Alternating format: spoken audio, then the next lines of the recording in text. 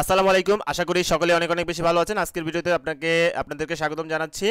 বাতিল হতে যাচ্ছে খুব শীঘ্রই প্রাথমিকের তৃতীয় ধাপের নিয়োগ পরীক্ষা। আপনারা জানেন সারা দেশে প্রাথমিক শিক্ষক নিয়োগ পরীক্ষাটি তৃতীয় ধাপে 3টি ধাপে হয়েছিল। এর মধ্যে প্রথম দ্বিতীয় ধাপের পরবর্তীতেই তৃতীয় ধাপের কিন্তু এটি পরীক্ষাটি নিয়ে কিন্তু সমালোচনা হয়েছে, আলোচনা হয়েছে। এই ধাপের পরীক্ষাটি বাতিল হতে পারে এবং কেন বাতিল হতে পারে এই ধাপের পরীক্ষাটি সেটা আমরা দেখে আসব। চলেন কেন বাতিল হচ্ছে অ্যাকচুয়ালি নিয়োগ পরীক্ষাটি।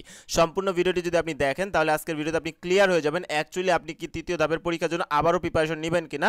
কারণ পরীক্ষা যদি বাতিল হয়ে যায় তাহলে আপনাকে আবারও প্রিপারেশন নিতে হবে এবং পরীক্ষা যদি বাতিল না হয় তাহলে আবার প্রিপারেশন নেওয়ার কোনো দরকার নেই। তাই আপনি সম্পূর্ণ ভিডিওটি দেখেন, দেখলে বুঝতে পারবেন আসলে এই নিয়োগ পরীক্ষাটি বাতিল হবে কি হবে না। তাহলে চলেন আমরা দেখে আসি। যেহেতু আপনাদের জন্য কষ্ট করে ভিডিও মেক করতেছি তাই আশা করব আপনারা অবশ্যই চ্যানেলটিকে সাবস্ক্রাইব করবেন, আর অবশ্যই আপনার পরিচিত জনদের সাথে ভিডিওটি শেয়ার করে দিতে পারেন যাতে সে উপকৃত হতে পারে আজকের এই ভিডিও দেখে। তো দেখেন, বাতিল হতে পারে সরকারি প্রাথমিক বিদ্যালয়ের সহকারী শিক্ষক নিয়োগের তৃতীয় ধাপের পরীক্ষাটি।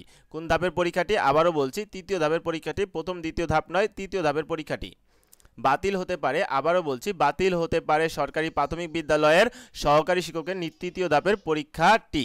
ওকে, আচ্ছা, চ্যানেলটিকে সাবস্ক্রাইব করেন যদি আপনি জানতে চান কারণটি অ্যাকচুয়ালি কি। তাহলে চলেন আমরা কারণটি দেখে আসি। অ্যাকচুয়ালি কারণটি হচ্ছে প্রশ্ন ফাঁস।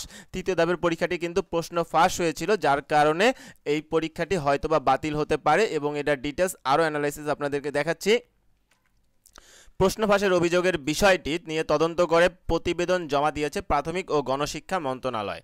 অলরেডি কিন্তু প্রাথমিক ও গণশিক্ষা মন্ত্রণালয় তৎকালীন আওয়ামী সরকারের সময় কিন্তু এগুলো জমা দিয়েছিল। ঠিক আছে, আদালতের নির্দেশনা পেলে এই ধাপের পরীক্ষাটি কিন্তু বাতিল করা হতে পারে। যেহেতু প্রশ্ন ফাঁসের অভিযোগ উঠেছে এবং সেটি নিয়ে তদন্ত প্রতিবেদন জমা হয়েছে আদালতে এবং সেই প্রতিবেদন জমা দিয়েছে প্রাথমিক ও গণশিক্ষা মন্ত্রণালয়, তাই যদি আদালতের নির্দেশনা পাওয়া যায় তাহলে এই ধাপের পরীক্ষাটি কিন্তু বাতিল হতে পারে। তো চলেন আমরা বাকি অংশটুকু দেখে আসি। আওয়ামী সরকারের ভাবমূর্তি ক্ষুণ্ণ হওয়ার আশঙ্কায় তৃতীয় ধাপের প্রশ্ন ফাঁসের অভিযোগটি সে সময় গুরুত্ব সহকারে আমলে নেওয়া হয়নি। অ্যাকচুয়ালি আওয়ামী লীগ সরকার থাকাকালীন যেই স্বৈরাচারী একটি ক্ষমতা তারা প্রয়োগ করেছে, আওয়ামী সরকারের সময় বিভিন্ন অভিযোগ তারা আমলে নেয়নি, একমাত্র তাদের ভাবমূর্তি ক্ষুণ্ণ হবে বিদায় এই আওয়ামী অপশাসন থেকে দেশ স্বাধীন হয়েছে এবং তাই এই সকল অভিযোগগুলো কিন্তু আমলে নিয়ে আবার তদন্ত শুরু হবে। আচ্ছা, তদন্ত কিন্তু সেভাবে হয়নি সেই সময়ে। মন্ত্রণালয়ের পক্ষ থেকে যে তদন্ত প্রতিবেদন জমা দেওয়া হয়েছে তার নিরপেক্ষতা নিয়েও কিন্তু যথেষ্ট প্রশ্ন রয়েছে। কারণ আওয়ামী সরকারের সময় শুধু সরকারের পক্ষ থেকে নয়, তৎকালীন প্রত্যেকটি মন্ত্রণালয় একদম রুট লেভেল পর্যন্ত প্রত্যেকেই এই অপকর্মের সাথে জড়িত ছিল। এরা সবাই তাদের অপকর্মকে ঢাকার জন্য বিভিন্ন সময় এই প্রতিবেদনগুলা বা এই যে অভিযোগগুলা কিন্তু আমলে নেয়নি, যার বলির পাঠা হয়েছে কিন্তু আমরা যারা পরীক্ষার্থী এবং যারা অ্যাকচুয়ালি এগুলো সুবিধা পাওয়ার কথা ছিল সেই সুবিধা কিন্তু আমরা বঞ্চিত হয়েছি।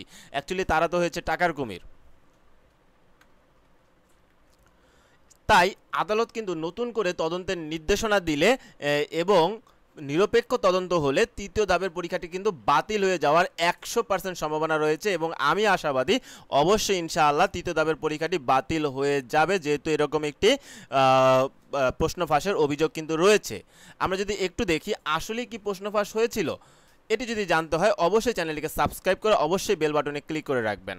আর ভিডিওটি ভালো লাগলে অবশ্যই কিন্তু লাইক করবেন যে আপনারা আসলেই ভিডিওটি পছন্দ করেছেন।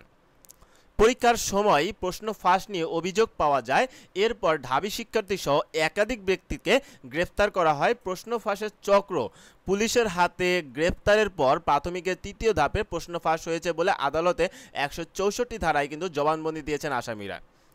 এইখানে দেখেন, প্রশ্ন ফাঁস হয়েছে, প্রশ্ন ফাঁসের কারণে আটক হয়েছে, প্রশ্ন ফাঁসের কারণে আদালতে জবানবন্দি দিয়েছে আসামিরা।